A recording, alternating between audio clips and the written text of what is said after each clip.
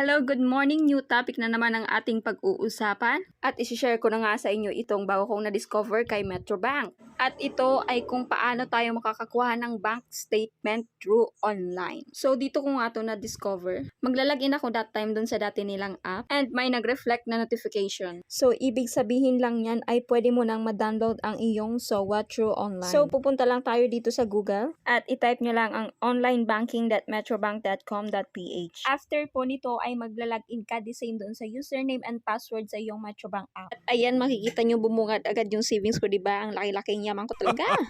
De, charot, pero baka naman. So, pindutin nyo lang po yung total deposits. Click nyo po ulit yung may available balance. Tapos, pumunta po kayo dyan sa transaction history. So, yung sa akin po na statement na gusto kong makita, yung from August 1 to 31. Click nyo yan na nasa gitna na download statement. So, since medyo confidential po siya, ay mayroon siyang password before mo siyang mabuksan. At na-download ko na nga siya at try natin siyang tingnan. At habang inaantay nga natin, baka naman pwede niyo po akong i-subscribe. At bago pa lang ang lola mo dito sa YouTube. So, ayan na, kung makikita po ninyo. Yan na po yung aking buong statement of account. At kung nakatulong po ito sa inyo, ay pwede nyo din pong i-share sa inyong mga kaibigan. At sinasabi ko, huwag niyo akong kakalimutang i-subscribe ha. Thank you. Bye-bye!